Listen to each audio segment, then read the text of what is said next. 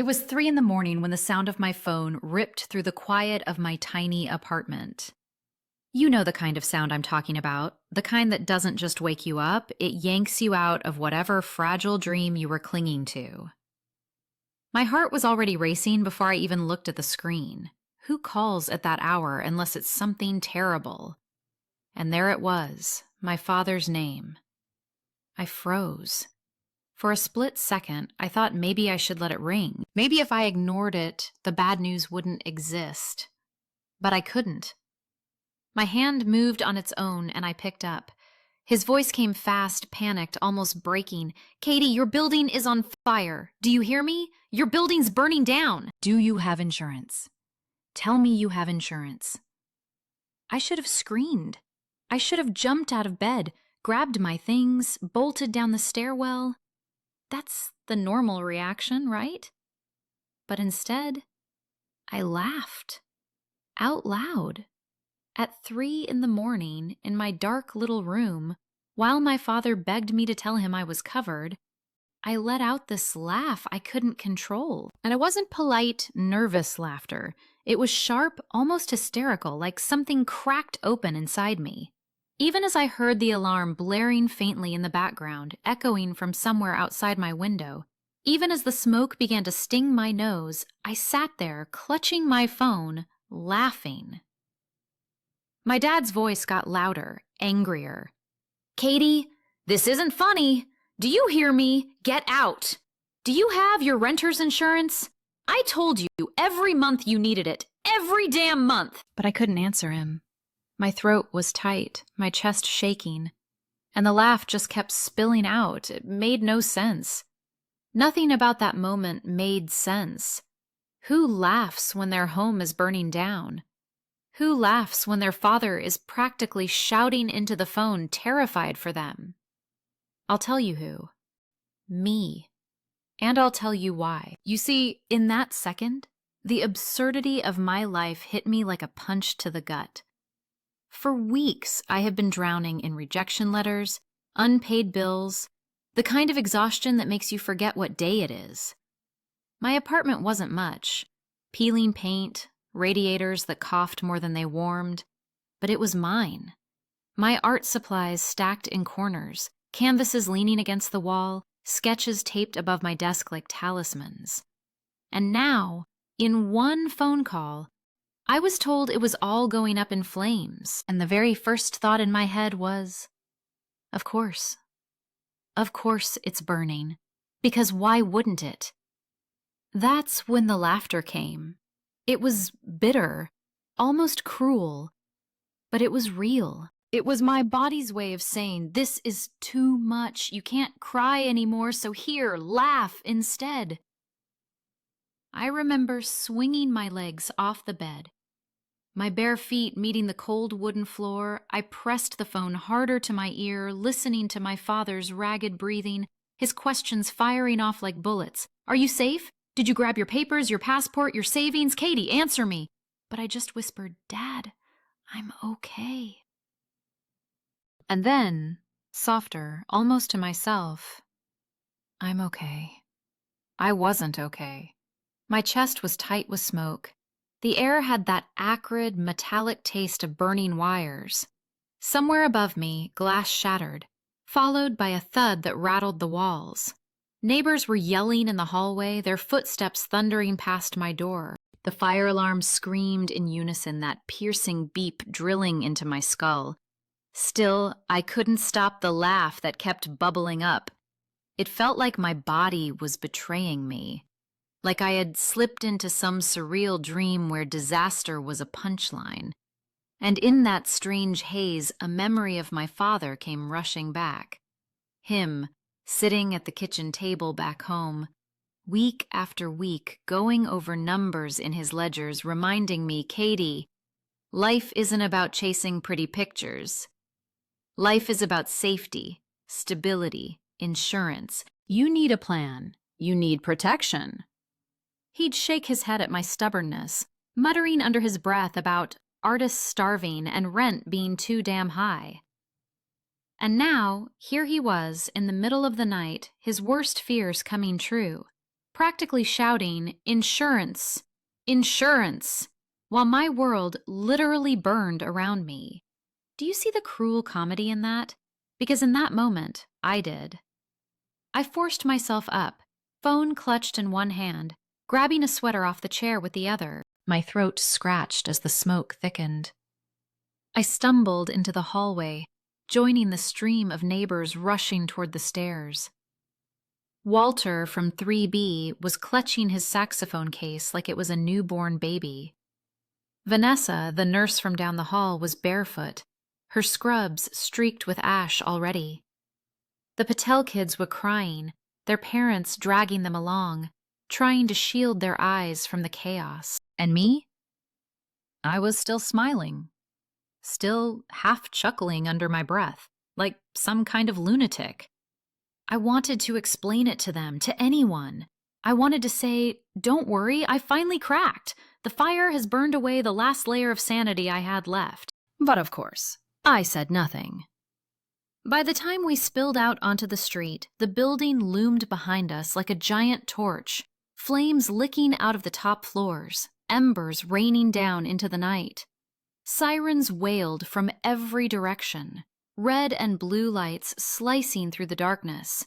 Firefighters barked orders, hoses snaking across the pavement, water spraying high into the air but barely making a dent in the inferno. I wrapped my sweater tighter around me, shivering though the heat was unbearable. My father was still on the line, his voice distant now, filled with this hollow kind of desperation. "Katie, please. Tell me you're safe. Tell me you listened. Tell me you have insurance." And that's when the laugh finally died in my throat.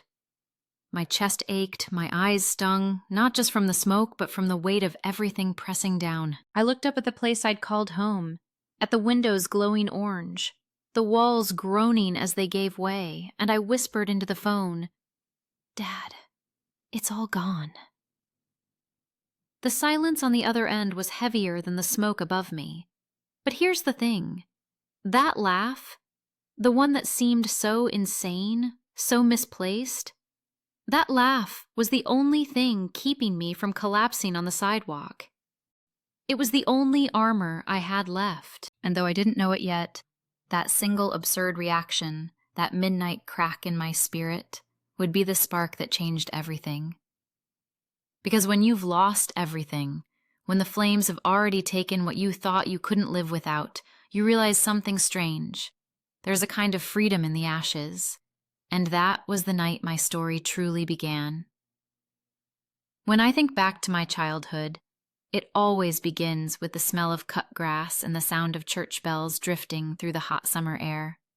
I grew up in a small town that most people only ever drove through on their way to somewhere else. One main street, 2 diners, a handful of churches, and a community that knew everyone's business before you did. That was my world. My father was the kind of man who trusted numbers more than people.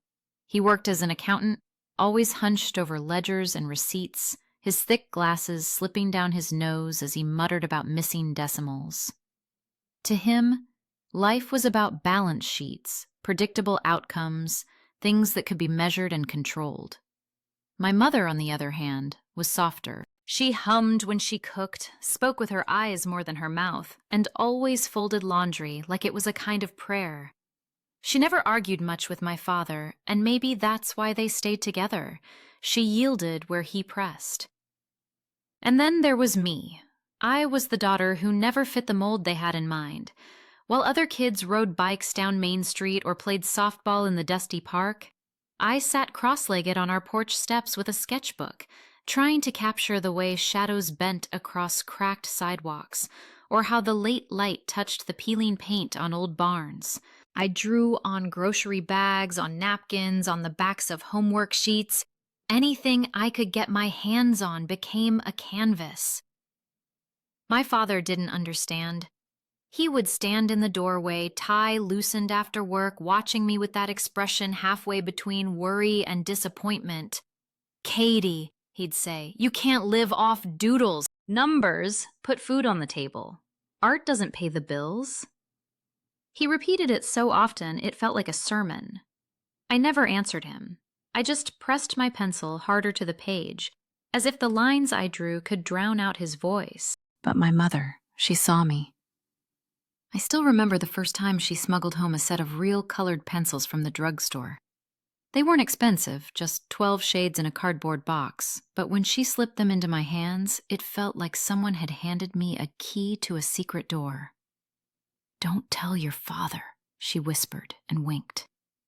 That night, I stayed up until my eyes blurred, shading a picture of the old oak tree in our backyard. Green never felt so alive. Growing up in that small town was like living inside a snow globe. Everything felt contained, neat, predictable. Friday night football games, Sunday church services, the same gossip circling over coffee cups at the diner. But inside me was a restlessness that had nowhere to go. I wanted more than neat. I wanted chaos, color, noise, the unsteady hum of a city that didn't know my name. Sometimes I wonder if the town made me an artist out of necessity. With so little to distract me, I noticed everything. The way the sun burned orange on the horizon, turning grain silos into dark silhouettes. The squeak of the screen door that always announced my father's arrival before I even saw him. The silence of winter nights when snow blanketed the world and even the dogs stopped barking. I soaked it all in and translated it to paper. That was my rebellion. Seeing beauty in the ordinary when everyone else was blind to it.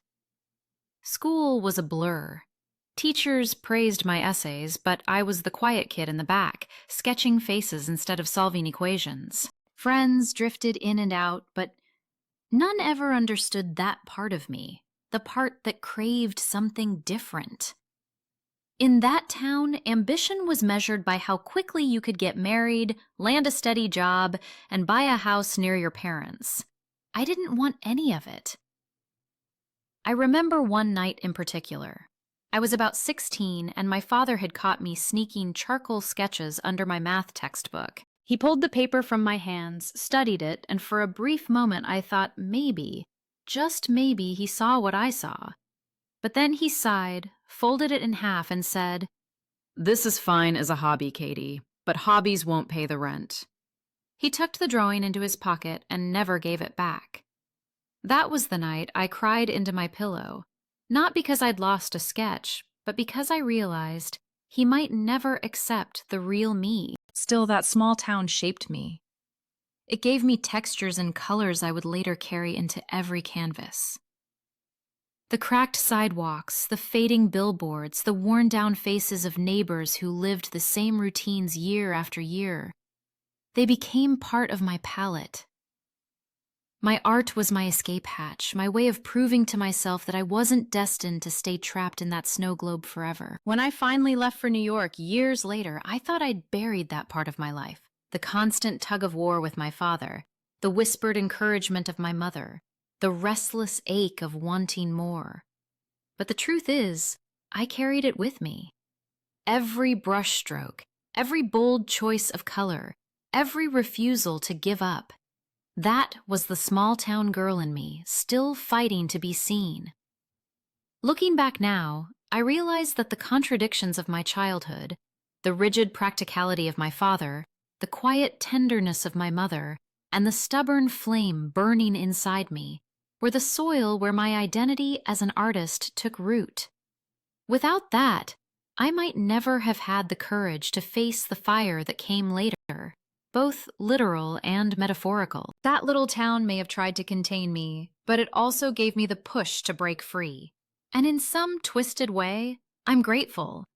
Because every time I dip a brush into paint or press charcoal to paper, I can still hear the echoes of those church bells, still smell the cut grass, still see the disappointment in my father's eyes. And I use it all. When I close my eyes and think back to those first days in New York, I can still feel the buzz in my chest. The way the city seemed to hum beneath my skin, louder than my own heartbeat. I was 20-something then, wide-eyed, stubborn, and carrying more canvases than common sense. I had left behind my father's lectures about stability, my mother's careful sighs, and the sleepy town where everyone knew my name. I wanted anonymity. I wanted chaos, and most of all, I wanted a stage big enough for my art to breathe.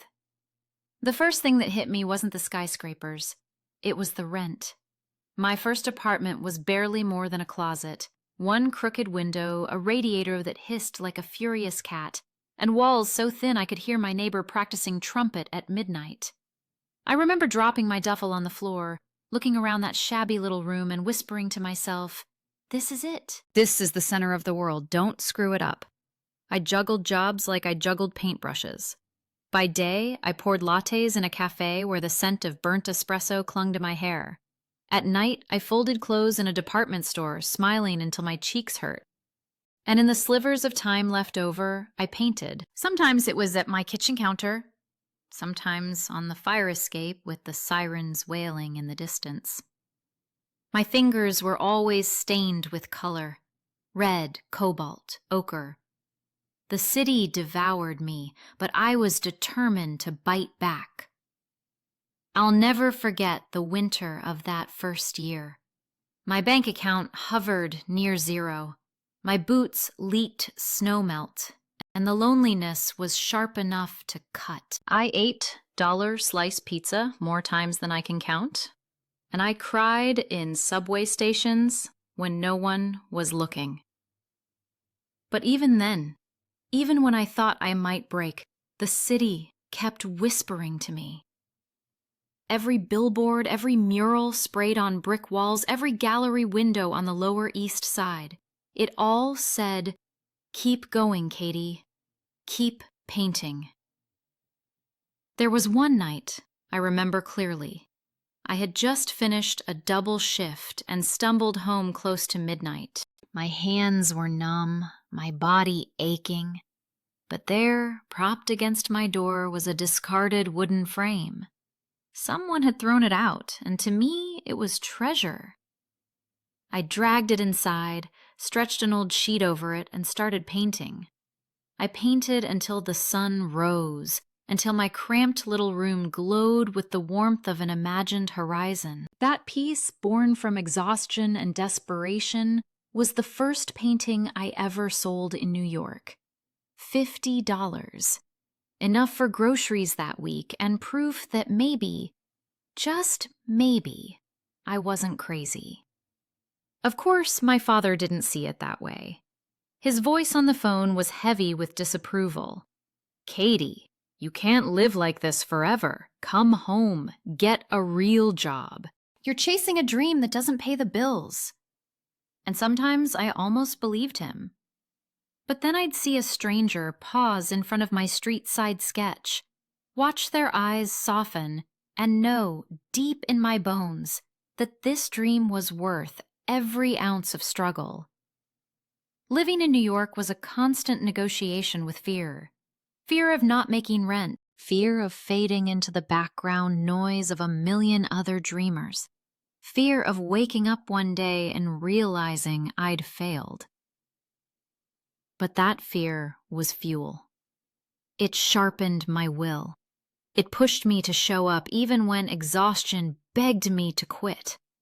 I learned to find beauty in the cracks of the city, in the steam rising from manholes on bitter mornings, in the way the skyline blushed pink at sunset, in the strangers who hummed old jazz tunes in the laundromat. Every detail became a brushstroke in the canvas of my life. I was no longer just painting on canvas. I was painting myself into the story of this city. And though the city was unforgiving, it also gave back in strange, unpredictable ways. I met fellow artists in coffee shops, poets who scribbled verses on napkins, musicians who carried their guitars like second spines. We were all outsiders clinging to our scraps of hope, forming a patchwork family of ambition and caffeine. Together we built tiny worlds in cramped studios and basement galleries. We held each other up when landlords threatened eviction or when critics ignored our work. I think that's why I laughed that night of the fire, when my father's voice crackled through the phone at 3 a.m, because by then, I had already learned something crucial. New York teaches you to find humor in the ruins, to see possibility in ashes, to keep creating even when everything around you feels like it's falling apart. My dream of New York wasn't glamorous. It wasn't champagne openings or glowing reviews. It was sweat and hunger, tears and paint under my fingernails. But it was real, and it was mine. That dream, fragile as it was, became the foundation for everything that followed: the battles, the losses, and the strange kind of victory that would later rise from smoke and rubble. So when I tell you about that phone call, about my father's panicked words and my inexplicable laughter, remember this: I had already lived years in a city that demanded resilience. I had faced nights colder than the winter wind, days longer than any clock could measure, and through it all I had clung to my art, to my dream, with a grip so fierce that not even flames could make me let go. That was New York to me, a place that tried to break me every day and somehow, in the breaking, made me whole. When I first moved into that old building, it felt less like stepping into an apartment complex and more like walking into the pages of a well-worn book. The hallways creaked underfoot. The wallpaper had faded into muted shades of yellow and beige, and the pipes sang their own unpredictable melodies in the middle of the night. Most people would have called it shabby, maybe even unsafe. But for me, it was alive, it breathed, it listened. It held stories in every crack and stain. I remember the first evening I dragged my boxes through the chipped front door. I was exhausted, sweaty, doubting my decision to come to New York at all. The rent was crushing, my art wasn't selling, and I felt like a stranger adrift in the city. But then, before I even had the chance to lock my door, Mr. Walter from across the hall appeared. He was in his late 60s, tall but slightly stooped, with skin the color of polished mahogany and eyes that twinkled like he always knew the punchline of a joke you hadn't heard yet. He carried a trumpet case in one hand and 2 mugs of tea in the other. "You look like you could use some company," he said. That night, over lukewarm tea and the faint sound of jazz vinyls from his living room, I realized I wasn't entirely alone. Then there was Vanessa, 2 floors up. She worked as a nurse at the city hospital, always in scrubs, always with dark circles under her eyes, but somehow always smiling. She had this way of making you feel like she'd known you forever. Like your presence itself was a kind of relief. Whenever the elevator broke down, which was often, she would laugh instead of complain, and somehow her laughter made the climb up 6 flights of stairs less miserable. And the Patels, who ran the tiny grocery store on the corner, lived on the ground floor. They had 2 little kids who were always darting up and down the stairwell, leaving behind echoes of laughter and sticky fingerprints on the banister. Their mother would wave from the window, handing out fresh samosas when she made too many. Their father always had time for a chat, asking about my paintings as if I were some celebrated artist instead of a woman barely scraping by. Little by little, this building of broken bricks and chipped paint became my anchor. It wasn't glamorous. It wasn't what I had pictured when I imagined life in New York. But it was home. It was late-night conversations with Walter about music and memory. It was Vanessa knocking on my door with leftover hospital sandwiches after a double shift. It was the Patel kids sneaking into my studio to scribble on scraps of canvas while I pretended to scold them. Sometimes, late at night, I would lean out of my fire escape with a sketchbook on my lap. From there, I could hear Walter practicing his trumpet, soft and slow, like he was talking to himself. I could hear the Patel kids' muffled giggles as their parents tried to get them to sleep.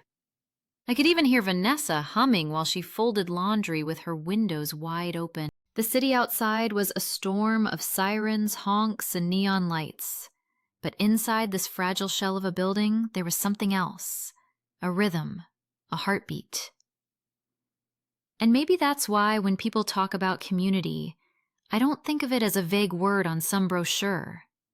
I think of Walter handing me tea before he even knew my name. I think of Vanessa bringing me soup when I caught the flu and couldn't afford medicine. I think of the Patels slipping a bag of groceries into my arms on days I couldn't stretch my money far enough. I had lived in other apartments before, in cleaner buildings, in quieter streets, but never had I felt this kind of bond, this strange, unspoken pact that we were all looking out for one another. It wasn't about friendship exactly. It was about survival. We were all fighting the same battle, against loneliness, against poverty, against the indifference of a city that wouldn't notice if we vanished tomorrow. One night, after finishing a painting that had taken weeks, I left it propped in the hallway while I stepped into my apartment to wash my hands. By the time I returned, Walter and Vanessa were standing there, admiring it. "You painted this?" Vanessa asked, her voice half disbelief, half wonder. I nodded, embarrassed, ready to downplay it, but Walter tapped the canvas lightly and said, "Don't ever hide this. The world's ugly enough without you keeping beauty locked away." That sentence stayed with me like a prayer. I didn't know it then, but that building was quietly teaching me about resilience, about how strength wasn't always loud or dramatic. Sometimes it was a neighbor knocking to borrow sugar and staying for a 2-hour conversation. Sometimes it was a nurse's laugh in a broken elevator. Sometimes it was a trumpet played at midnight, keeping loneliness at bay for everyone who could hear. When I think back now, before the fire, before everything that came after, what I miss most isn't the apartment itself. It's that web of invisible threads tying us all together. The shared meals, the shared struggles, the way we carried each other's weight without ever talking about it. The city outside could be brutal, unforgiving. But inside those cracked walls, there was warmth, a kind of fragile sanctuary that made me believe, at least for a while, that I belonged. That building was more than shelter. It was a chorus of lives woven together, messy and imperfect, but real. And for someone like me, chasing dreams that felt impossible most days, that kind of belonging was everything. It was 3 a.m. when my phone rang. My father's voice cracked through the line, trembling, uneven, almost desperate. "Katie, your apartment building is on fire. I hope you have insurance." For a second, I just froze, my mind unable to process the words. My building? On fire? And then, before I even knew what was happening, I started laughing. Not because it was funny. God, it was anything but funny, but because my body didn't know what else to do. It was a sharp, nervous laugh that spilled out like a defense mechanism. I clutched the phone tighter, still half asleep, my father repeating himself, the urgency growing in his tone, while my strange laughter filled the silence between us. And then reality hit. Like smoke seeping under a closed door, it found its way into my lungs and burned. My apartment, my home, my safe place, on fire. I threw on whatever clothes I could find, didn't even bother with socks, and ran down the street toward the building. I could smell it before I saw it, the acrid bite of burning wood and plastic thick in the air. When I turned the corner, there it was, my building. The old brick giant that had stood for decades, glowing like an enormous lantern in the night. Flames licked out of windows, glass shattered and fell like rain, and black smoke twisted into the sky. Sirens wailed. Red and blue lights danced across the pavement. Neighbors stood outside in their pajamas, faces lit by the fire's orange glare, some crying, some screaming, others standing in stunned silence. The sound was overwhelming. The roar of fire devouring wood, the shouts of firefighters, the crackle of destruction. I tried to push forward, but an officer held out his arm. "Ma'am, you can't go in there." "It's my home," I choked out. "Everything I own is in there." He shook his head, firm but not unkind. "It's too dangerous." But in that moment, logic meant nothing. I slipped past, heart hammering, body moving faster than thought. Heat smacked me in the face as I got closer. like opening an oven door times 1,000. The stairwell was filled with smoke, but I knew my way blind. Every creak of those stairs, every dent in the walls, I had lived with them for years. I wasn't trying to save furniture. I wasn't trying to save clothes. I was after just a few things. My sketchbook stacked under my desk, the box of letters from my mother, a painting I'd been working on for months. That was it. That was all I wanted. Inside, the air was thick, each breath burning my throat, my eyes watering so badly I could barely see. My apartment was already unrecognizable, smoke curling along the ceiling, flames nibbling at the edges of curtains. The walls glowed red, like the building itself had a pulse. I coughed, dropped to my knees, crawled toward the desk. My fingers found the sketchbooks. The paper was warm, the edges already curling. I shoved them into my bag, then grabbed the box of letters, wooden, light enough to carry. My hands shook as I lifted the painting off the easel, its surface smeared with soot. The fire had scarred it, but it was still mine. A sudden crash behind me made me whip around. Part of the ceiling gave way, plaster raining down, sparks exploding in the air. For a split second, I thought this was it, that I'd made the stupidest choice of my life. But adrenaline carried me.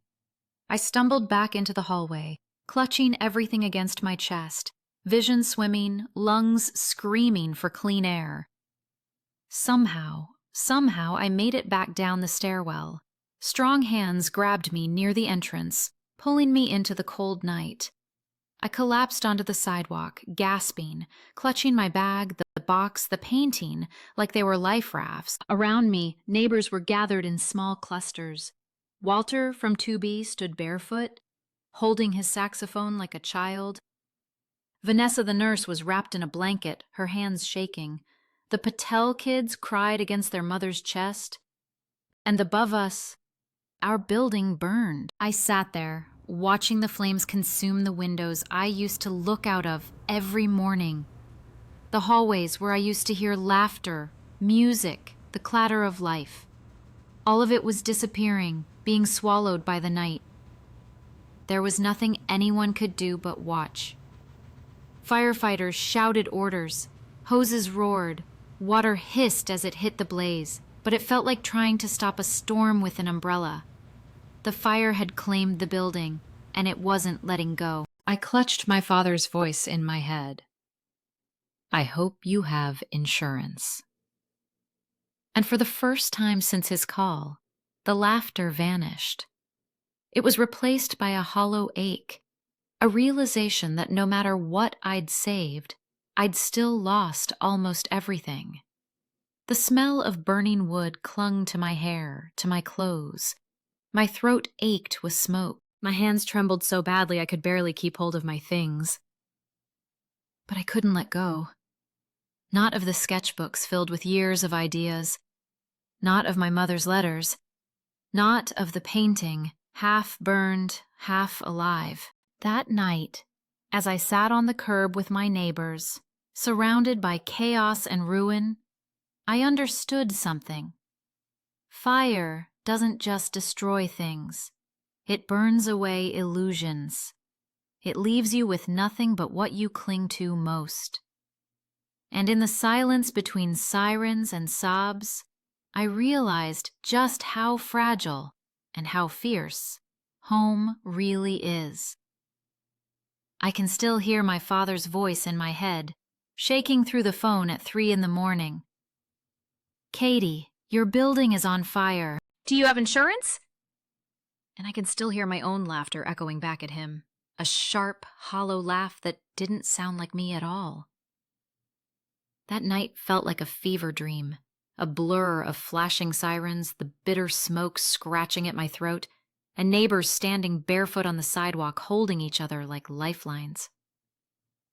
But after the flames died down, after the adrenaline settled and the numbness started to wear off, the questions began.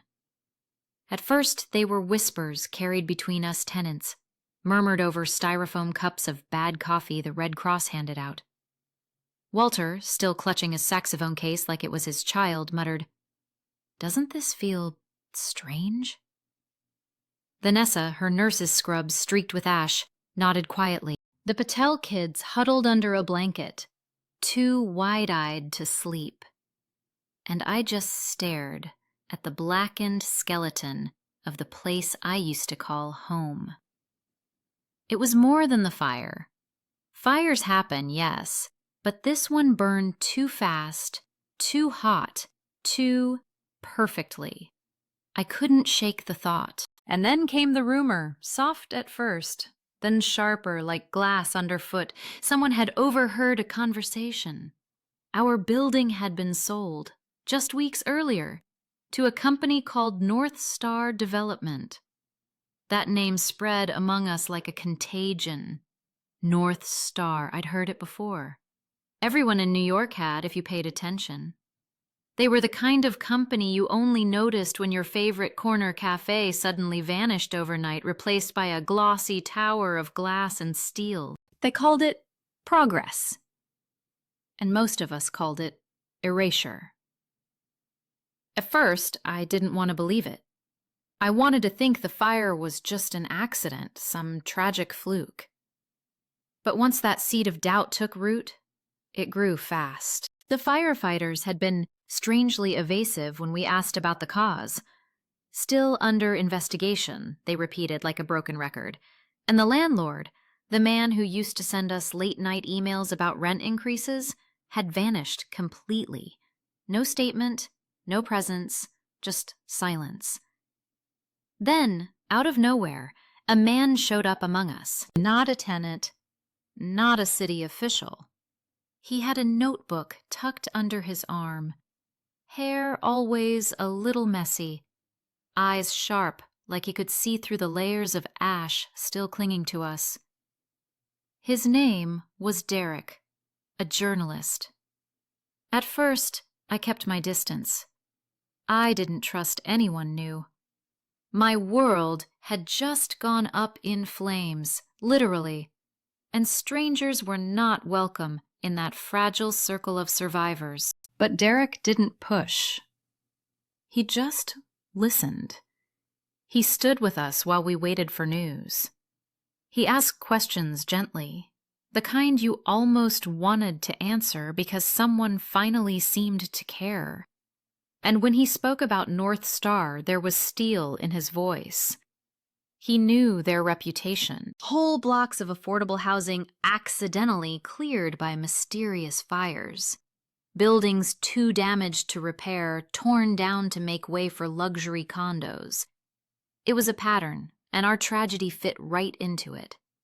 I remember feeling the anger build in me like a second fire, one that couldn't be doused with water. Was that it? Were we just another statistic in North Star's portfolio? Just ashes to be swept aside so that they could raise a tower where none of us could afford to live? The tenants began to piece things together. Someone had seen unfamiliar men loitering near the building a week before the fire, checking the back alley, pacing around like they were measuring it. Another remembered the sudden inspection that had passed in record time. 5 minutes, a shrug, a rubber-stamped approval, too quick, too convenient. As these stories surfaced, I realized the laughter that burst out of me that night wasn't madness. It was disbelief. Some part of me had already suspected, already known, even before the words formed. The fire wasn't just flames and smoke. It was a message, a warning, a business decision dressed as an accident, and it made me sick. Standing there with Derek, with Walter, with Vanessa and the Patels, I felt something shift. We weren't just neighbors anymore. We were witnesses. We were survivors of something larger than a fire. We were the inconvenient truth North Star hadn't counted on. I caught Derek's eye once, and he said, almost in a whisper, "If they did this, Katie, you can't stay quiet. People need to know." And in that moment, I knew my story wasn't just my own anymore. My burnt canvases, my charred furniture, my laughter at 3 a.m., they were all pieces of something bigger, a puzzle that, once completed, could expose the shadow games being played above our heads. That night, as I lay on a borrowed couch in a borrowed room, staring at a ceiling that wasn't mine, I replayed every detail of the fire again and again. The sudden roar of flames, the way the smoke seemed to explode upward instead of crawling slowly. The faces of my neighbors lit red by the blaze, and in the middle of it all, that nagging thought, this wasn't random. This was planned. I couldn't prove it, not yet, but I could feel the truth pressing down on me, heavy and undeniable. North Star Development wasn't just a name on a piece of paper. It was the spark behind the flames. And now, with Derek's notebook and our voices, maybe, just maybe, we could turn their secret into our weapon. Because once you've lost everything, what else is left to fear? I remember the first time they came to us with the envelope. It wasn't even subtle. No polite letter, no official notice, just two men in tailored suits who didn't belong anywhere near our charred building, standing on the curb as if they owned the street already. The smell of smoke still clung to the air. Heavy, bitter, like grief made visible. They smiled too wide, their shoes too shiny for this broken block. One of them held a clipboard, the other a small stack of white envelopes. He called it a goodwill gesture, $3,000. Maybe $5 if we signed right away. He said it as if he was offering candy to restless children. I wanted to laugh. Not the way I had laughed when my dad told me about the fire, but a darker laugh, the kind that comes from the pit of your stomach when insult replaces shock. $3,000 for everything. For Walter's jazz records melted into lumps of vinyl. For Vanessa's medical textbooks gone to ash. For the Patel family's store below, shelves collapsed like bones. For the walls that held my canvases, my mornings, my stubborn hope that this city still had space for me. 3,000. The number sat in my throat like a curse. Some neighbors grabbed the envelopes right away. I don't blame them. Fear does strange math. They saw rent they could pay for another month, groceries for the kids, maybe bus fare to get out of town and start over. I watched them tuck the money into their coats like a lifeline. Their eyes avoided mine. Shame always hides in the corners. Others hesitated. They asked questions. What does this mean for us? Will the building be rebuilt? Where will we go in the meantime? The men dodged every question with that salesman's smile. They repeated the phrase, accelerated vacancy, like it was some sort of natural phenomenon, like weather or gravity, as if people's lives could be swept out of the way with a few envelopes and a neat legal phrase. When they turned to me, I didn't answer right away. The clipboard man looked me up and down like he already knew my story. You're an artist, right? You could use this to set up somewhere else. Maybe this is your sign to move on. His tone was smooth, rehearsed. It made me feel like he had practiced this pitch 100 times before, to 100 other desperate tenants standing in front of 100 other ruined homes. My chest tightened. The smoke around us seemed to thicken. Move on? Like you move on from a bad date or a pair of shoes that don't fit. Move on from the years I'd fought just to carve out one corner of this city where my art, my stubborn little voice, could breathe. I told him no. The word tasted sharp, almost metallic, like biting down on foil.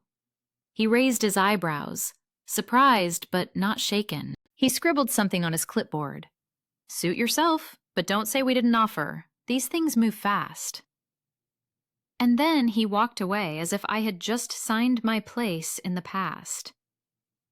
That night, the air buzzed with arguments. Neighbors fought in the shadows, their voices cracking with exhaustion and betrayal. Some called the money a blessing. Others called it blood money. I sat on the stoop, listening, feeling torn in two. Part of me understood the ones who took it. Survival is not weakness, but another part of me burned hotter than the flames that had taken our walls. If we all signed, if we all vanished quietly into other neighborhoods, then who would ever tell the truth? It wasn't just the insult of the number or the arrogance of their pitch. It was the certainty in their eyes, the certainty that we would cave, that a handful of bills could erase our history, our bonds, our right to stand where we stood. That night, I realized this wasn't just about a fire. It was about erasure, about someone else deciding whose lives were valuable and whose were disposable. I lay awake long after, staring at the ceiling of a borrowed couch in a borrowed apartment. My father's voice echoed in my head. Do you have insurance? Do you have a backup plan? For once, I didn't. What I had was fury and a refusal to let those envelopes write the ending for us. The next morning, when the men came back with more envelopes, I stood straighter.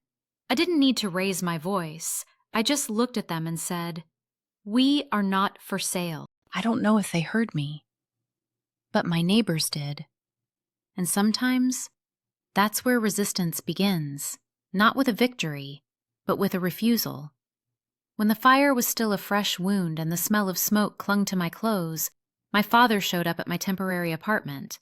He didn't knock the way he usually did, soft and polite. He banged on the door like a man on a mission. The moment I opened, he scanned the tiny room, shook his head and said, "Katie, this is no way to live. Come home. Enough is enough." I remember standing there, clutching a chipped mug of coffee, my hands trembling more from frustration than fatigue. Home. That word. To him, home meant the quiet town I'd run from at 22, a place where everyone knew your name and your failures. To me, home was a loft filled with canvases, paint-stained jeans, nights of jazz drifting from Walter's window, and Vanessa's laughter echoing in the hall. That home was gone now, reduced to ash. "Dad," I said, my voice already tightening, "I can't just walk away." He sat on the edge of the narrow bed, shoulders heavy with years of spreadsheets and balance sheets, eyes that still carried the disappointment of my choices. "You've lost everything. No savings, no insurance, no safety net. Do you understand what that means? You are exposed, vulnerable. This city doesn't care about you. Those corporations will chew you up and spit you out. I've seen it. I've audited their books." I wanted to scream, but instead I laughed, a hollow, bitter sound. "Do you think I don't know that? Do you think I don't wake up every night hearing the sirens, smelling the smoke? But Dad, leaving would mean they win. It means they can burn down homes and silence people with a few checks. That's not living. That's surrender." He rubbed his temples the way he did when the numbers didn't add up. "You're stubborn, Katie, just like your mother. But stubbornness doesn't keep the lights on. It doesn't rebuild a life." I sat across from him, pulling my knees to my chest. Neither does running away. The silence stretched. Outside, car horns layered over the distant hum of the city. I thought about the others. Mr. Patel pacing in the shelter, Vanessa with her uniform still smelling of smoke, Walter trying to find a saxophone among the wreckage. They had no choice but to fight, and if I left now, I'd be abandoning them. "I'm not asking you to give up your art forever," he tried again, his tone softening. "Just pause. Come home for a while. Heal. Save some money. Rebuild with support." Support. The word stung, because for years his version of support had been a steady stream of lectures about stability, about accounting jobs waiting if I'd only stop chasing childish dreams. I knew he meant well, but every time he said support, it felt like a cage. I looked at him, really looked. His shirt wrinkled, tie crooked, eyes bloodshot from an overnight drive. He cared. He was scared. But his fear wasn't my future. "Dad," I whispered, "you've spent your life balancing ledgers, making sure every cent is accounted for. But there are things you can't put on a spreadsheet. The value of a community. The price of silence. The cost of letting people like North Star get away with it. You can't calculate that." He exhaled sharply like I'd knocked the wind out of him. "And what if they come after you? What if the next fire isn't just a building?" I held his gaze. Then at least I'll know I didn't back down. His jaw tightened. For a long moment he said nothing. The clock ticked on the wall, loud in the silence. I could see the storm in his eyes, pride clashing with fear, love battling with disappointment. Finally, he stood. "You are my daughter. And that means I can't stop you. But it also means I'll never stop worrying." I swallowed hard. There was no victory in that moment, no triumph, just the ache of two people who loved each other but lived in different worlds. He wanted safety, I wanted justice. He wanted me home, I wanted to fight. When he reached the door, he turned back. "Katie, promise me one thing. Promise me you'll be careful." I nodded, though. Inside, I knew that careful and justice rarely shared the same road. The door clicked shut, and I sat alone in the small room, heart pounding. The fight ahead felt even heavier now, not just against a corporation, but against the weight of my father's fears, the invisible chain of his expectations. Yet under that weight, I felt something stronger rising. Resolve. Because if I didn't stand up now, then all the smoke, all the ashes, all the nights of lost sleep would mean nothing. I thought the fire itself was the worst thing I would ever face. I was wrong. The real nightmare began afterward, in the quiet days when the ashes were still warm, and the air still smelled like burnt wood and melted plastic. That's when the questions started gnawing at me. Why had the blaze spread so fast?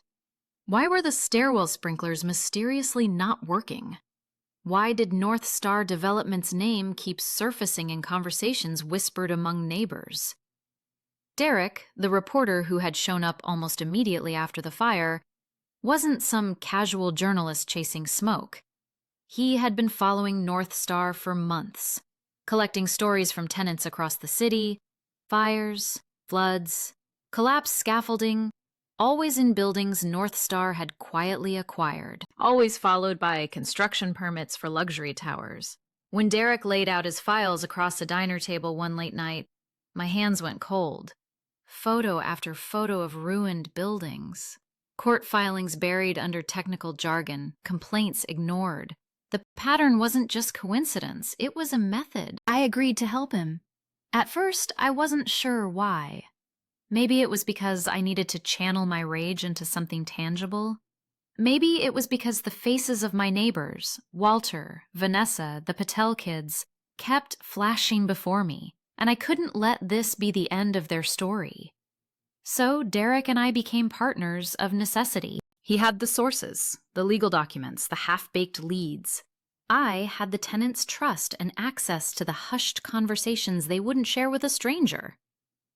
We started small, interviewing residents who had been offered relocation incentives. Most of them were elderly or low income, people who didn't want trouble.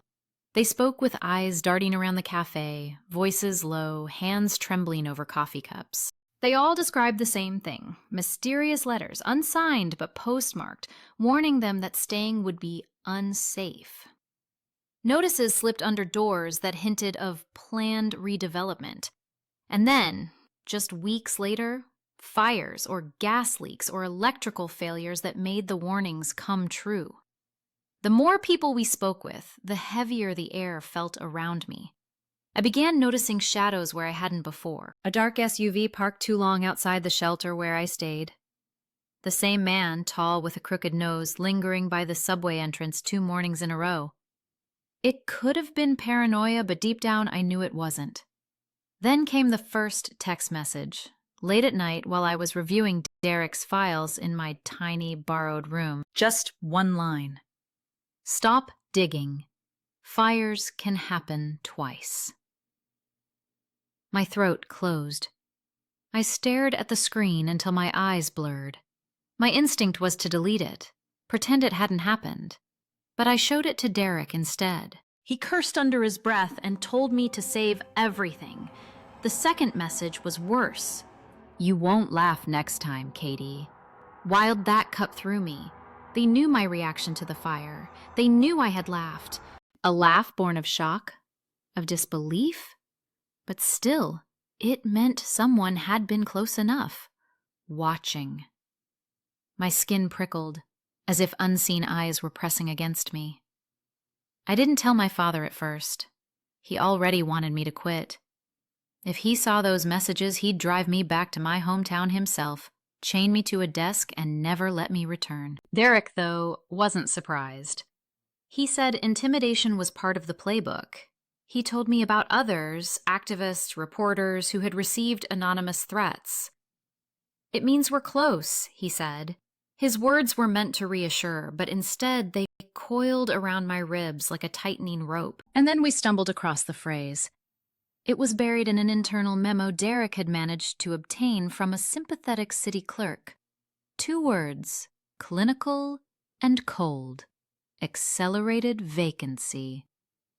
At first it didn't register, but as we read on, the meaning became clear. It was a strategy. Empty a building faster than natural turnover. Push people out with fear, or worse, with accidents. Create a vacancy overnight, then sweep in with bulldozers and blueprints. Accelerated vacancy. A sterile name for a human disaster. For the hollow-eyed children watching their toys burn, for the old men coughing up black smoke on sidewalks, for me standing barefoot in the street, laughing like a lunatic while my life turned to cinders. The phrase haunted me. I heard it in the echo of dripping pipes, in the shuffle of plastic bags residents carried their remaining belongings in. It stripped away any illusion that the fire was random. It wasn't. It was calculated. Engineered. Signed off in boardrooms by people who would never smell the charred wallpaper of a burned-out apartment. Once you name a monster, it becomes harder to ignore. But naming it also paints a target on your back.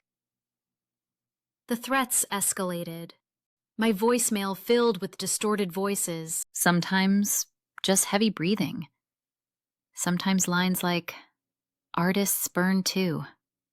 Derek urged me to file police reports, but the detectives shrugged. Without solid evidence, they said there wasn't much they could do.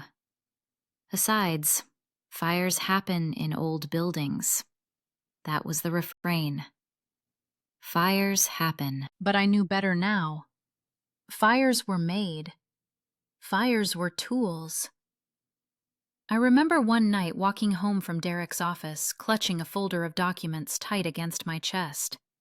The street was nearly empty, the kind of eerie silence that only New York can have at 2 a.m. A can rattled behind me. Footsteps. I turned. The tall man with the crooked nose stood half a block away, motionless, watching. I froze. My pulse hammered so loud I could hear it in my ears. When a car turned the corner and its headlights washed the street, he slipped into the alley, gone like smoke. I ran the rest of the way. By the time I collapsed on my cot, gasping, I realized something. I was in deeper than I had ever intended. I wasn't just an artist anymore. I was a witness, maybe even a threat, to people who profited from ashes. And they knew my name, my face, my laugh. The fear never left after that. It rode on my shoulders every morning. whispered at my back every night. But alongside the fear grew something else. Rage. Sharpened and steady. If they thought intimidation would silence me, they had underestimated the stubborn girl who once painted murals on the walls of her tiny town against her father's wishes. They had underestimated the woman who stood barefoot in flames and still found the strength to laugh. That laugh wasn't madness, it was defiance. And now it was fuel. I remember sitting in that cramped motel room, the kind with scratchy sheets that smell faintly of bleach, staring at the heap of objects I had managed to salvage from the fire, a half-melted teacup, a photo frame warped by smoke, brushes charred at the tips. My entire world, my years in that apartment, now reduced to a small pile of ash-kissed fragments spread across a cheap wooden table. I should have felt defeated. I should have curled up and cried until my chest was empty, but instead something flickered in me. I kept running my fingers across the cracked porcelain, and the edges caught my skin like tiny reminders. You are still here. This story is not finished. That was the moment the idea began to breathe inside me. What if this wasn't just destruction? What if this rubble, these remnants, could speak louder than my voice ever could? For days after the fire, my head was a storm. I couldn't sleep. I replayed every sound of that night, the sirens, the crackle of flames, the thud of walls collapsing like giants falling, and beneath it all, my father's voice on the phone, rough with both fear and resignation. Your building's on fire. Hope you have insurance. Those words looped in my ears until they became more than a warning. They became a challenge. Because the truth was, I didn't have insurance. What I had was art. And art, I realized, could be the insurance of memory, of justice. I started collecting. Every time I returned to the site, I picked through the ashes like a desperate archaeologist. A bent door handle, the spine of a novel, singed but legible. Pieces of vinyl records melted into abstract waves. Neighbors thought I was crazy, scavenging garbage when I had lost so much already. Vanessa shook her head, telling me gently that grief was strange. Mr. Patel offered to store the objects in his shop basement. Derek, the journalist, just watched me, scribbling notes, maybe wondering if I had finally snapped. But I wasn't losing my mind, I was finding a new one. I could see it all in my head. An exhibition, a space transformed into a graveyard and a gallery all at once. Walls lined with burned canvases, tables displaying melted metal like relics, each piece carrying not just its own scars, but the weight of what had been stolen from us. Our homes, our sense of safety, our dignity. And on every wall projected words, my words, echoing the whispers of tenants who had no voice. We were erased for profit, but we remain. The first night I spoke this idea aloud, my voice trembled. I told Derek, I want to build an installation, not just paintings, an entire experience, something no one can ignore. He leaned back, his eyes narrowing, calculating. Then he nodded, slow, deliberate. If you do this, Katie, you'll put yourself directly in their line of fire. I laughed, bitter. I've already been burned. From that day, I worked like a woman possessed.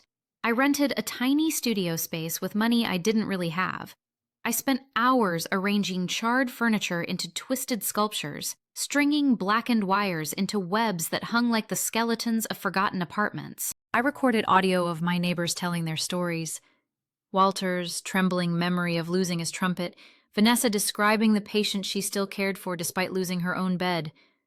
Layered together, those voices became a haunting soundtrack, an invisible choir that filled the room. There were nights I collapsed on the cold floor, coughing from the ash that still clung to everything. There were mornings when doubt gripped me so tight I couldn't move. Who was I to believe that art could fight a corporation with skyscraper money and armies of lawyers? But then I would touch the edge of a burned book, smell the smoke that never left my hands, and I knew if I stayed silent, I was complicit. If I turned away, the fire would have burned for nothing. This was no longer about my career or even about art. It was survival turned into testimony. A burned shoe wasn't just an object. It was Walter limping out into the night barefoot. A melted spatula wasn't just plastic. It was Mrs. Patel's kitchen, the heart of her family, reduced to sludge. Each fragment was evidence, each arrangement an accusation, and somewhere deep inside me, a strange hope began to rise. Because I could feel it. The more I created, the less powerless I became. Every nail hammered into a blackened beam was a refusal. Every canvas layered with soot and paint was a scream disguised as beauty. The fire had tried to silence us. My art was going to make us unforgettable. One evening, as I stepped back to look at the chaos I'd assembled, I realized I was smiling. Not the brittle, nervous smile I wore after the fire. This was something steadier, sharper. For the first time in weeks, I wasn't defined by what I had lost. I was defined by what I was building. And in that moment, the pieces aligned. I understood why I had laughed when my father called at 3 a.m. It wasn't madness. It wasn't denial. It was the laugh of someone who, without realizing it, had already chosen defiance. This pile of broken glass, twisted steel, and scorched memories was going to become my weapon, my turning point, my proof that ashes can speak, and that even when corporations burn buildings to the ground, they cannot burn the voices of the people who lived inside them. I wasn't just going to survive this. I was going to make the world see it. I still remember the exact moment the offer was placed on the table. It wasn't in some polished corporate office. It wasn't surrounded by lawyers or bright conference room lights. No, it happened in a dingy little cafe on the Lower East Side. The kind of place where the tiles are cracked, the coffee is too bitter, and the hum of the refrigerator fills every silence. That choice of location was deliberate. They wanted it to feel off the record, like an accident, like two strangers happening to sit across from each other. But the second I walked in and saw the man in the tailored suit, the glint of his cufflinks catching the neon sign from the window, I knew exactly what this was. He didn't introduce himself with a name. He didn't need to. I could smell corporate power on him the way you can smell cologne that's been applied too heavily. He gestured toward the seat across from him with a polite but cold smile, and before I even had time to warm my hands on the chipped ceramic mug of coffee I ordered, he laid it out. $100,000 cash, plus a brand new apartment in a brand new building, all mine. All I had to do was one thing. Stop asking questions. Stop poking around. Stop making noise. I let the words hang in the air for a second, the way cigarette smoke curls upward before it disappears. $100,000. Do you know what that kind of money means to someone like me? To an artist who has been stretching rent payments, skipping meals, bartering paintings just to cover utilities. It was like being offered an oxygen mask after months of gasping for air. My heart pounded so hard I thought he could hear it across the table. But then another sound crept in, the echo of Walter's laugh when he used to play his trumpet in the hallway. The sound of Mrs. Patel calling out that she had fresh bread if anyone needed some. The slam of Vanessa's door at 6 a.m. when her shift at the hospital started. These weren't just neighbors, they were voices. Lives. Memories that had all gone up in smoke. And this man wanted me to put a price tag on their loss? I stared at the envelope he slid across the table. Thick, heavy, practically sweating with promise. He tapped it once with his manicured finger, like a dealer reminding me the cards were mine if I wanted them. "You're talented," he said smoothly, his voice like polished glass. Don't waste that talent fighting battles you can't win. Take this, start fresh, no one will blame you. And that's when anger burned hotter than the fire that had gutted my apartment. My hands trembled, not because of the offer, but because of the insult buried inside it. He wasn't just trying to buy my silence.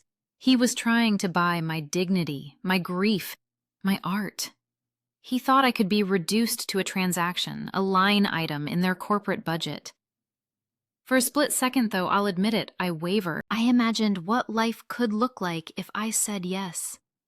A safe apartment, no more hustling to pay bills, time to paint without distraction. Maybe even reconciliation with my father, who had been begging me to choose stability all along. It would be so easy, just one word. Yes. But then I remembered why I had laughed when my father told me about the fire that night. I laughed because the flames had taken everything material, but they couldn't touch what mattered most, my purpose. That laugh wasn't madness, it was clarity. And clarity doesn't sell for $100,000. I pushed the envelope back across the table, slow and deliberate. My voice was steady when I finally spoke. You can burn buildings, you can bury documents, but you can't silence me. Not with this, not with anything. For the first time, his expression cracked. Just a flicker, something between annoyance and disbelief. He leaned back as if recalibrating. Think carefully, he murmured, his tone dropping low, a warning more than advice. Opportunities like this don't come twice. I looked him dead in the eye. Good, because I only need to answer once. The silence that followed was deafening. The hum of the refrigerator, the hiss of the espresso machine, the shuffle of the waitress refilling sugar packets, all of it faded. There was only the weight of the decision I had just made. And for the first time since the fire, I felt powerful. He collected the envelope without another word, his face settling back into that corporate mask. He left the cafe, his shoes clicking sharply against the tile, leaving behind the faint smell of expensive cologne. I sat there long after he was gone, my coffee cold, my hands still trembling, but not from fear anymore, from resolve. I realized then that temptation doesn't always come wrapped in evil. Sometimes it comes wrapped in comfort, in solutions, in the promise that you'll never have to struggle again. And that's what makes it dangerous. Because the real cost is invisible at first. It's your voice, your integrity, your place in the story. I walked out of that cafe into the night air, the city buzzing around me, horns blaring, neon lights blinking like restless eyes, and I knew I hadn't just turned down a bribe. I had chosen my side. And there was no turning back. I'll never forget the night the phone rang again. Not at 3 a.m. this time, but close enough. Midnight, when my body was bone-tired and my nerves had already been stretched thin. The voice on the other end wasn't my father's, not Derek's, not anyone I recognized. It was hushed, hurried, like someone speaking from the corner of a locked closet. I don't have long, the voice said, but you need to see what I have. North Star, they called it accelerated vacancy. Emails, memos, proof. They wanted that fire. My chest tightened. For weeks we'd been circling rumors, sniffing around empty promises, being followed by shadows that never introduced themselves. Now someone was stepping out of the dark, a whistleblower. The stranger gave me an address, an old cafe on the Lower East Side that had closed down years ago but still had one working bulb in the window. Tomorrow, noon. Don't bring anyone, the voice said, then hung up. I barely slept. Every creak of the building we were staying in made me think of footsteps outside my door. By dawn, I was pacing, my coffee cold before I even touched it. Derek wanted to come with me, but something inside told me I had to walk into this meeting alone. The cafe smelled of dust and rain leaking through cracks, and there he was, mid-40s, eyes darting like a man who'd lived too long with secrets. He slid a thick envelope across the table. "Internal communications," he whispered. "Emails from executives. They joked about fires being the fastest broom. They knew inspectors were paid off. They knew your building was marked months ago." My hands trembled as I pulled out the papers. Words leapt from the page, cold, calculated phrases like maximize vacancy efficiency and insurance cooperation. Not accidents, not bad luck. This was orchestrated cruelty, typed out in bullet points and signed with names that hid behind polished suits. I looked up at him. "Why are you giving this to me?" His mouth twisted, half guilt, half relief. "I worked there. I signed some of those reports. I can't sleep anymore. Maybe if you shine a light on it, I'll find peace." I wanted to hate him. I wanted to scream, but instead I nodded, because I knew what it cost to step forward, to put your face in the line of fire. He disappeared before I could even say thank you. That night, I sat with my father in his cramped office. He still kept an old adding machine, its keys yellowed, its tape rolling out like a scroll of confessions. He adjusted his glasses, squinting at the spreadsheets I laid out. "Look here," he murmured, tapping columns with his pencil. "Payments labeled as consulting fees. But the numbers, they don't add up. These aren't consultants, Katie. These are payoffs." We spent hours cross-checking. My father's accountant brain worked like clockwork, spotting irregularities in seconds. Shell companies, duplicate invoices, all funneled to the same inspectors who conveniently cleared buildings right before they mysteriously burned. At one point, he leaned back, rubbing his temples. "This isn't sloppy bookkeeping. It's a system. They built corruption into the budget like rent or electricity." Hearing him say it broke something in me, and mended something else. For the first time, he wasn't dismissing me as the dreamer with paint-stained hands. He was with me. My father, the man who once told me art would never feed me, was now circling numbers with red ink like they were brushstrokes on a canvas of truth. The room was quiet except for the scratching of his pencil. And I realized I wasn't fighting alone anymore. I pressed the stack of emails, memos, spreadsheets against my chest. They were heavy, but not with paper. Heavy with lives displaced, voices silenced, neighbors scattered. Heavy with the fire that had stolen my home. When I finally exhaled, it felt like the first real breath I'd taken since that night in the flames. We had proof. Not whispers, not suspicions, proof. And for the first time, I could see the cracks in North Star's empire. The shine was wearing off, and underneath was rot.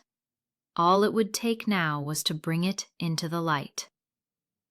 When I first imagined the exhibition, I didn't see it as art. I saw it as survival. My apartment had burned to ashes. The walls that once held my canvases and laughter of neighbors now stood charred, skeletal.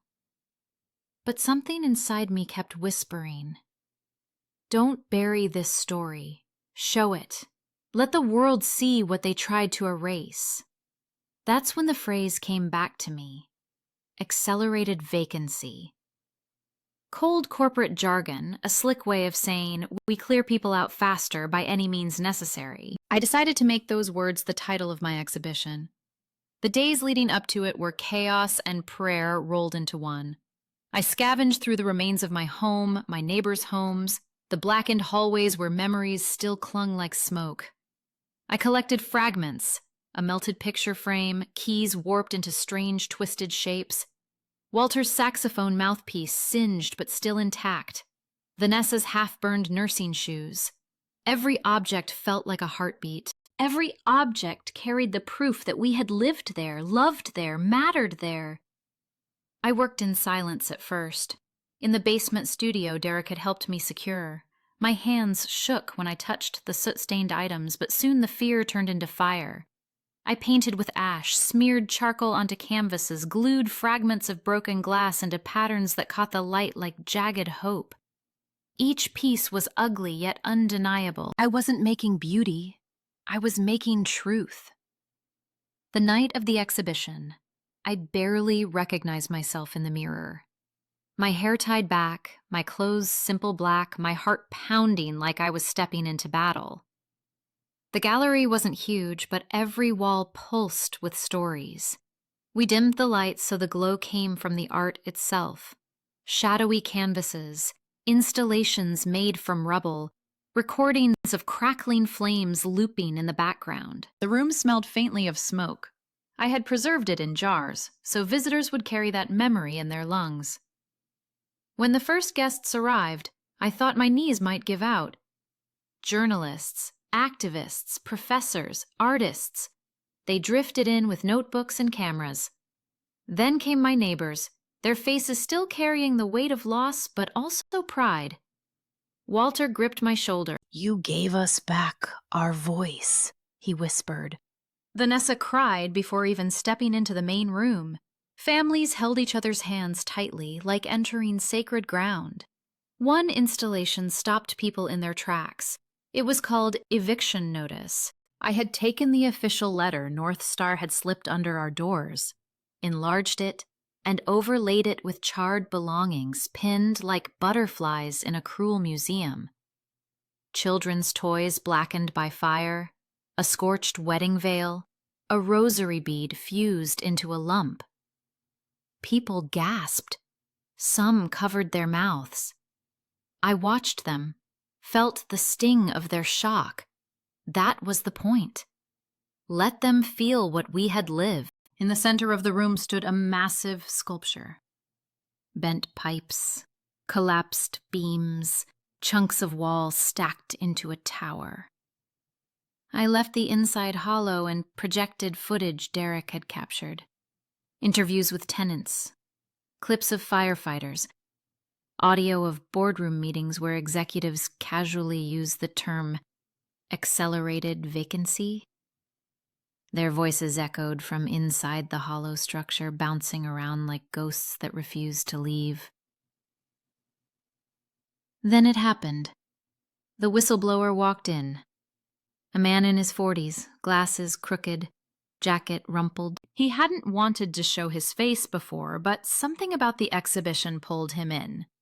He carried a folder under his arm. He walked straight up to me, handed it over, and said, "People need to see this."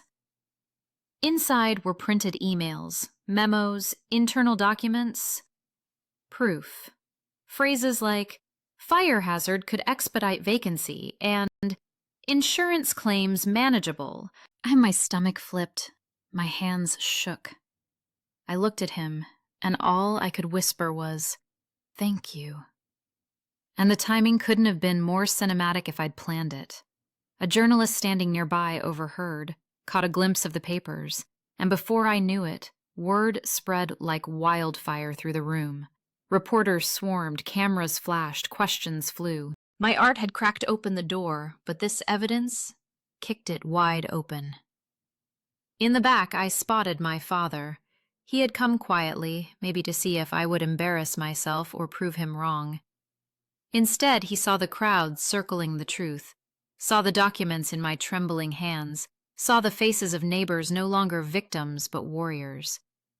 For the first time, I think he understood why I had laughed that night. Why even in loss, I felt something unbreakable inside me. The exhibition wasn't polished, it wasn't pretty, but it was undeniable. Guests left with tears on their cheeks, fists clenched in anger, notebooks filled with stories they would publish by morning. Cameras captured every corner, every jagged piece of evidence disguised as art.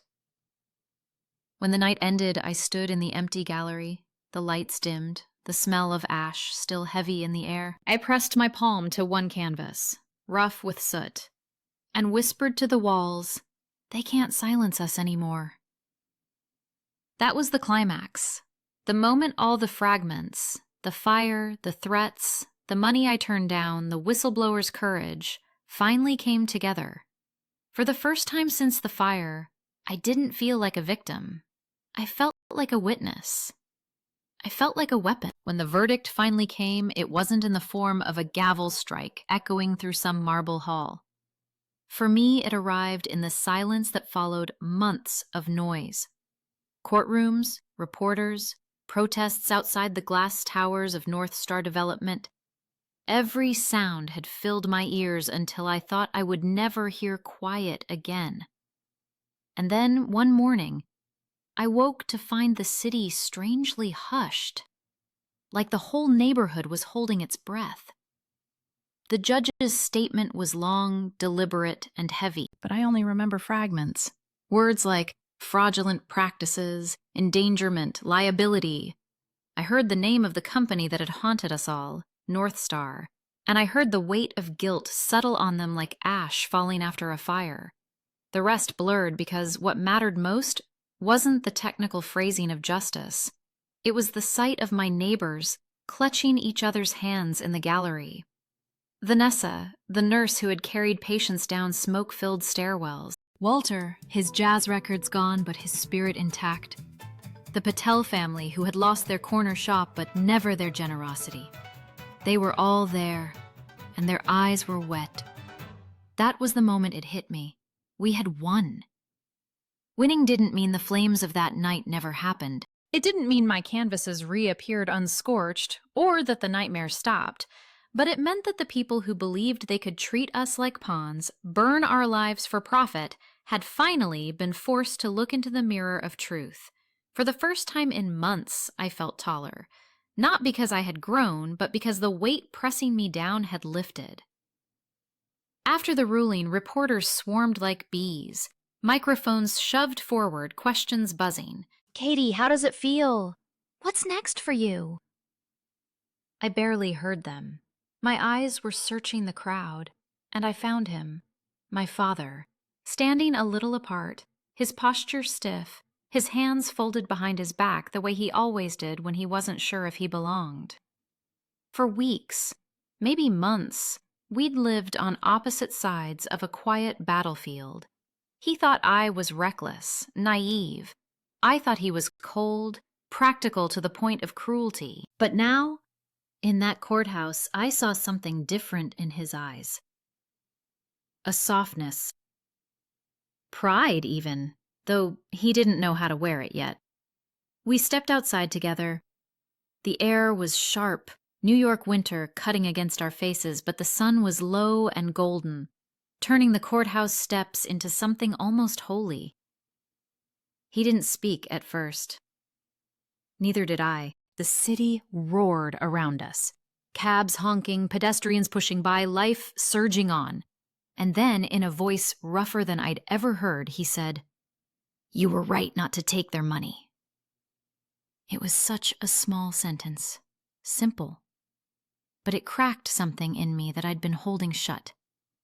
I had replayed his lectures in my head so many times, the ones about stability, about responsibility, about the futility of chasing dreams. And now, here he was, acknowledging that my stubbornness, the thing he'd criticized most, had been the very thing that saved us. I didn't cry then. Not in front of all those people. Not with cameras still circling. But I felt the sting behind my eyes. The kind that only comes when a wound has finally started to heal. We walked together down the steps. For the first time in years, we weren't moving in opposite directions. He told me, haltingly, how he had pored over financial ledgers, traced payments, followed numbers until he found patterns that didn't make sense.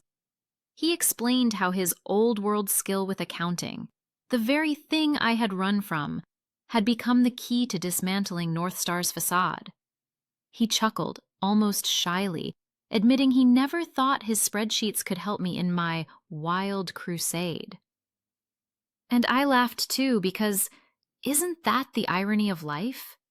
He had wanted me to live safe, to hide behind numbers, and in the end, those numbers had become ammunition in my fight. That night, after the noise died down, I returned to the temporary studio I'd been working from. My father came with me. We sat among the remnants of the exhibition, twisted metal, charred frames, fragments of lives once ordinary. I told him I was afraid that once the headlines faded, we'd all just scatter again, back into anonymity, our little victory swallowed by the city's endless appetite for the next story. He listened and, for once, didn't try to fix it. He just placed his hand over mine and said, "Justice doesn't erase loss, but it plants something, you'll see." In that dim studio, surrounded by ashes repurposed as art, I realized reconciliation isn't some grand ceremony. It's not a ribbon cut or an award held high. It's a quiet moment when someone you thought you'd lost finds their way back to you. My father and I had fought like enemies. We had doubted, blamed, resented. But the fire, the trial, the battle against North Star, it had burned away the noise, left only what was essential. We were two people, scarred but still here, choosing to walk forward together. And as I closed the studio door behind us, I understood something I hadn't before. Justice is loud, but healing is quiet. I can still hear it.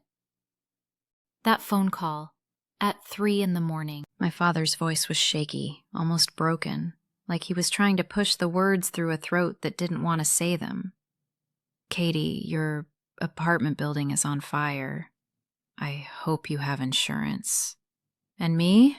I laughed.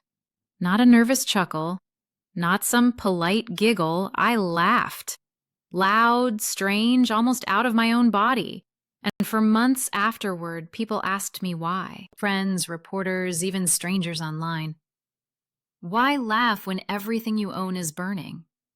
I've replayed that night so many times in my head.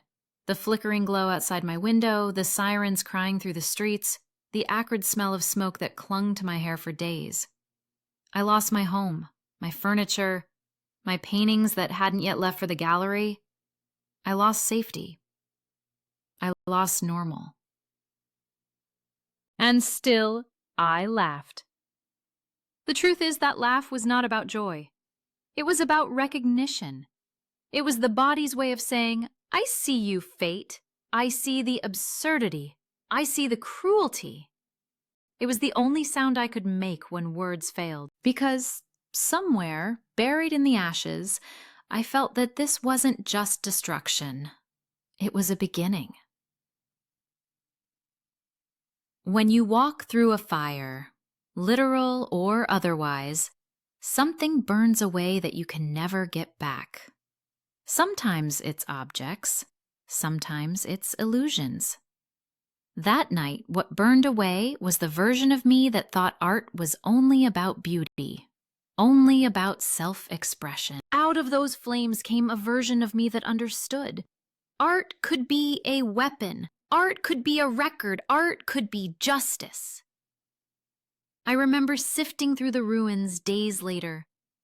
Pieces of ceramic cracked in half, a melted frame that once held a sketch of my mother, shoes fused together in a grotesque sculpture no one intended to make. My fingers were blackened with soot, my throat raw from breathing in memories turned to dust. But inside me something stirred. This is not the end. This is material. This is evidence. This is story. And when I took those fragments into a gallery and gave them space to speak, people leaned in. They cried. They nodded. They whispered to each other like they were in church. They felt the same injustice we had felt. They saw themselves in our loss. They recognized the fire wasn't just mine, it was theirs too. That laugh at 3 in the morning had carried me here, from disbelief to defiance, from victim to voice. And my father, my stubborn, practical father who once begged me to give up these artistic dreams, stood next to me at that gallery. He had charcoal stains on his fingers from the financial records he dug up, the receipts and signatures that brought down a corporation. He looked at me and said, "Now I understand why you stayed." That moment I almost cried, but instead I laughed again, a softer laugh this time, a laugh that said, "We survived. We fought. We found each other again." So why did I laugh that night when my whole world was burning? Because sometimes laughter is the only shield we have against despair. Because deep inside, I already knew that fire was not the final word. The fire was punctuation. It was the ellipsis before the next sentence of my life. Losing my home stripped me of comfort, yes, but it gave me something greater. Purpose. It showed me that when everything familiar turns to smoke, you can still build something new from what remains. You can take ashes and make them speak.